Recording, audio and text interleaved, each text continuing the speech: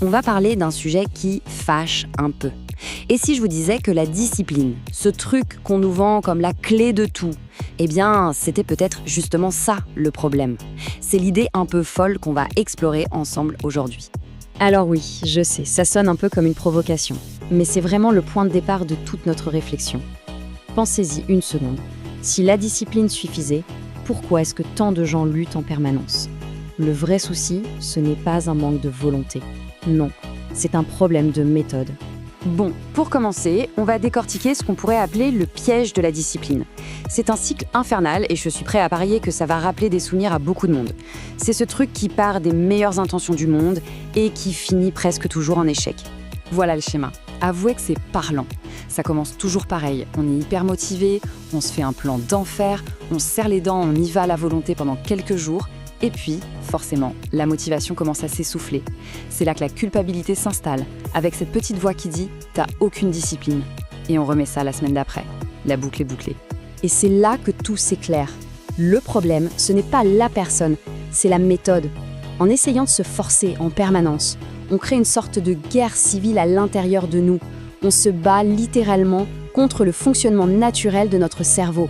Vouloir tout faire à la seule force de la volonté, c'est juste épuisant et inefficace. Au début, on a de l'énergie, on y croit. Mais notre cerveau, lui, il est câblé pour une chose, économiser l'énergie. Donc cet effort constant, il finit toujours par le rejeter. C'est une bataille qui est perdue d'avance. Rien que cette question, ça change tout. Ça nous fait passer du mode « je suis nul, je n'y arrive pas » au mode « attends une minute, est-ce que mon plan de bataille est bon ?» Parce que si le système est mal fichu, même le plus grand guerrier du monde ne peut pas gagner la guerre. Alors, si ce n'est pas la volonté le problème, qui est le vrai coupable ? Eh bien, il a un nom. C'est un adversaire bien plus discret, mais tellement plus puissant. C'est ce qu'on appelle la friction. La friction, c'est quoi ? En fait, c'est l'ensemble des petites galères, des petits obstacles, souvent invisibles, qui se mettent entre nous et ce qu'on veut faire.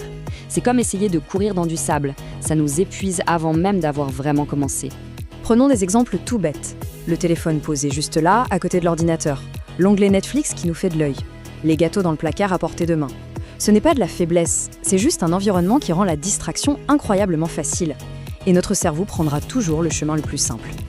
Ok, on a le diagnostic. Maintenant, quel est le remède ? Eh bien, la solution, ce n'est pas d'essayer d'être plus fort, c'est d'être plus malin. Il faut arrêter de penser en termes de force brute et commencer à penser en termes de design intelligent de notre environnement. La différence est énorme. La volonté, c'est comme la batterie de son téléphone. Le matin, elle est à 100%, mais à la fin de la journée, elle est à plat. On ne peut pas compter dessus tout le temps.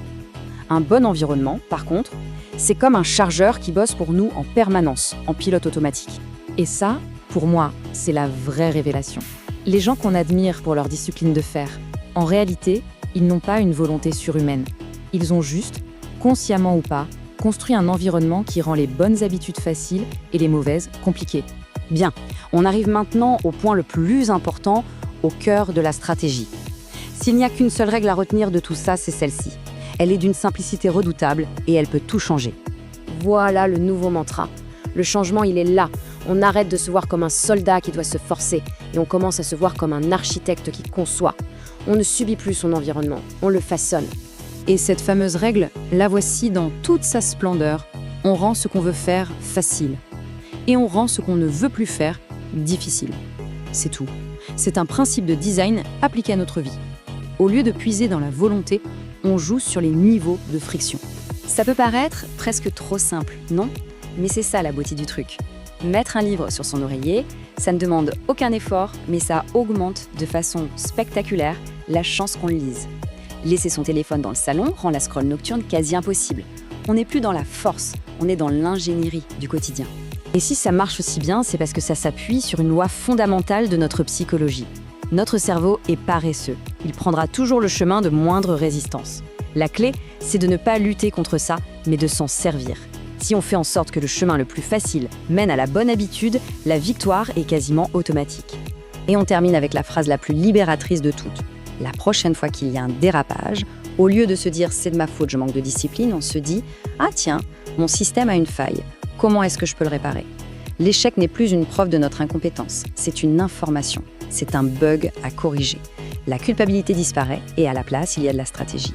La question n'est plus « suis-je assez fort ?», mais « mon système est-il assez intelligent ?»